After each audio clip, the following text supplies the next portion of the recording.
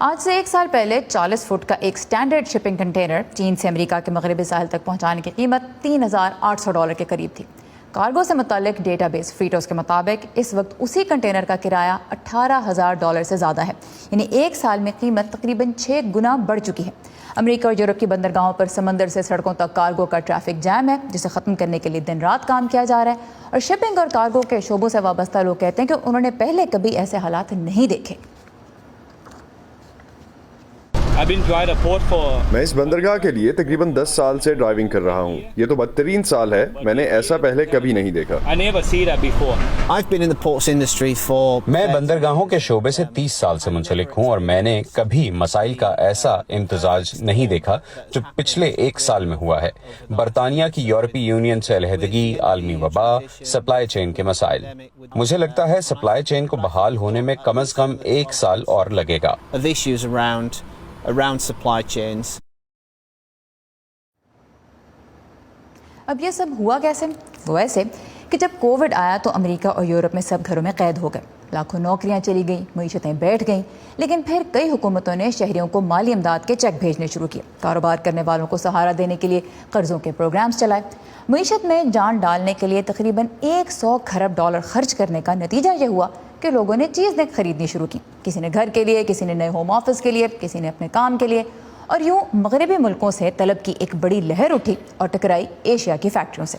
اب وہ فیکٹریاں جو کووڈ کی وجہ سے پہلے کبھی بند ہو رہی تھیں، کبھی کھل رہی تھیں، ان کے لیے اس طلب کو بر وقت پورا کرنا ویسے ہی مشکل تھا۔ اوپر سے جب مال دستیاب ہونے لگا تو اس کی ترسیل مشکل ہو گئی۔ وہ کیوں؟ کیونکہ دنیا بھر میں ہونے والی تجارت کا 80% سمندری راستے سے ہوتا ہے، مگر بیشتر کنٹینرز جو وبا کے شروع میں ایشیا سے یورپ یا امریکہ گئے تھے وہ تو وہیں رہ گئے تھے، کیونکہ ان کے پاس واپس ایشیا لے جانے جتنا سامان تھا ہی نہیں۔ یوں کنٹینرز کی مانگ بھی وقت کے ساتھ بڑھنے لگی اور ان کی قیمت آسمان کو چھونے لگی، اور جب کارگو شپس ایشیا سے یورپ اور امریکہ کی بندرگاہوں پہ پہنچنا شروع ہوئے تو سمندر میں میلوں تک جہازوں کا ٹریفک جام اس لیے پیدا ہو گیا کیونکہ کارگو ٹرانسپورٹ کی کمپنیاں اپنے ہزاروں پورٹ ورکرز، ٹرک اور ٹرین ڈرائیورز کو کووڈ کے دوران کام کم ہونے کی وجہ سے نوکریوں سے پہلے ہی فارغ کر چکی تھیں۔ تو اب جہازوں سے سامان کون ٹرکوں میں لاتا، کون گوداموں تک پہنچاتا؟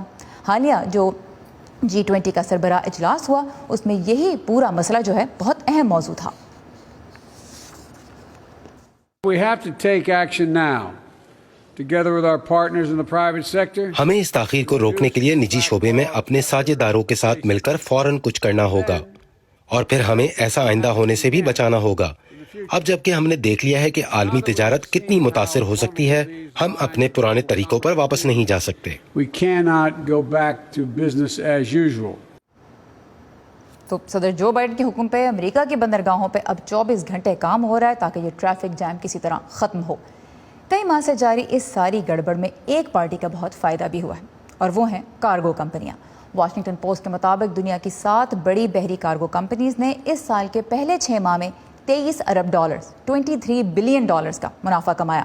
1 سال قبل اسی عرصے میں ان کا منافع کتنا تھا؟ $1 ارب۔ اس سب کی قیمت کون ادا کر رہا ہے آپ سوچ رہے ہوں گے؟ ہمیشہ کی طرح عام صارف۔ تو ملیے کچھ عام امریکی صارفین سے جو اس کرسمس پر مہنگائی اور ضروری اشیاء کی دستیابی میں تاخیر کے تحفے کے لیے خود کو تیار کر رہے ہیں۔ امریکی ریاست ورجینیا کے اس ریسٹوراں میں دوپہر کا کھانا چل رہا ہے۔ یہ اس کی 10 سالہ تاریخ میں یا کسی سنیچر کا مصروف ترین دن بھی بن سکتا ہے۔ گاہک واپس آ گئے ہیں، لیکن ڈشز سے ہٹ کر ہیڈ شیف ٹریسی اوگریڈی کے کام کے لیے ضروری دوسری کئی چیزیں غائب ہیں، جیسے ایک انڈکشن برنر، ایک خاص قسم کا چولہا، اور ان کو وائن کولر کے لیے بھی 4 ماہ انتظار کرنا پڑے گا۔ ہو سکتا ہے وہ جہاز پر ہی ہو یا اب بھی فیکٹری میں ہو سکتا ہے بندرگاہ میں ہو یا کسی ٹرک پر۔ کووڈ-19 نے چین سے آنے والی اشیاء کی ترسیل میں بڑی تاخیر پیدا کر دی ہے۔ اس کے علاوہ امریکی بندرگاہوں پر درجنوں مال بردار بحری جہاز ساحلوں سے پرے پانیوں میں انتظار کرنے پر مجبور ہیں۔ ان جہازوں سے سامان اتارنے کے لیے کام کرنے والوں کی عدم موجودگی اور گودام میں جگہ دستیاب نہ ہونے کی وجہ سے صارفین تک مصنوعات پہنچانے کا کوئی راستہ نہیں ہے۔ ایسا لگتا ہے کہ زیادہ تر امریکی کسی نہ کسی چیز کا انتظار کر رہے ہیں۔ ہماری عمارت میں ایک HVAC سسٹم ہے جس کی مرمت کی ضرورت ہے، اور ہم پرزوں کے لیے 2 ہفتوں سے انتظار کر رہے ہیں، اور یہی سلسلہ عمارت کی چھت پر گرم پانی کے ٹب کے ساتھ بھی ہے۔ ये माएं क्रिसमस के तोहफे खरीदने के लिए परेशान हैं। I've been trying to get the PS5. मैं 1 साल से PlayStation 5 खरीदने की कोशिश कर रही हूँ और ऐसे ब्लॉग्स की एक फहरिस्त है जहाँ आप इसे तलाश कर सकते हैं, लेकिन जब तक आप वहाँ पहुँचते हैं, इन वेबसाइट्स तक जाते हैं, वो सब बिक चुके होते हैं। साइकिलों, गाड़ियों, जूतों और इलेक्ट्रॉनिक्स का भी यही हाल है। जेम्स सैमसन वाशिंगटन डीसी के इलाके में वायरलेस RXX स्टोर्स की एक चेन के मालिक हैं। इसके लिए तकरीबन तमाम अज्जा चीन से मंगवाए जाते हैं, जिस काम में पहले 3 से 5 दिन लगते थे, अब 8 हफ्ते तक लग रहे हैं। इससे हमारे सारिफ मुतासिर हो रहे हैं। इससे ग्राहकों के लिए कीमतें भी बढ़ रही हैं, जिसकी वजह से शिपिंग के अखराजात में इजाफा है और ये किसी चीज को मरम्मत करने के हमारे वक्त को भी मुतासिर कर रहा है। एक छोटे कारोबार के मालिक की हैसियत से जेम्स सैमसन का कहना है कि वो उन बड़े बड़े स्टोर्स का मुकाबला नहीं कर सकते जिनकी शाखें पूरे मुल्क में हैं और मालबर्दारी के लिए अपने जहाज खरीद रहे हैं। बिलाशुबा इसके दूररस असरात होंगे। Well, good afternoon, everyone. सदर जो बाइडन का कहना है कि कैलिफोर्निया की बंदरगाहें 24 घंटे काम करने पर तैयार हो गई हैं और वो हफ्तावार छुट्टी भी नहीं करेंगी ताकि रुके हुए सामान को क्लियर किया जा सके। इसके अलावा उनका कहना है कि अमेरिका को अब अमेरिका के अंदर सरमायाकारी करने की जरूरत है। Never again should our country. इस वजह से कि किसी प्रोडक्ट को बनाने के लिए हमारी उसके खाम माल तक रसाई नहीं है। हमारे मुल्क और हमारी मईशत को दोबारा कभी भी हमारी इंतहाई जरूरत की मसनूआत बनाने से कासिर नहीं होना चाहिए। शेफ ट्रेसी ओग्रेडी भी इससे इत्तेफाक करती हैं, लेकिन फिलहाल उन्हें आलमी मईशत पर इन्हिसार करना होगा।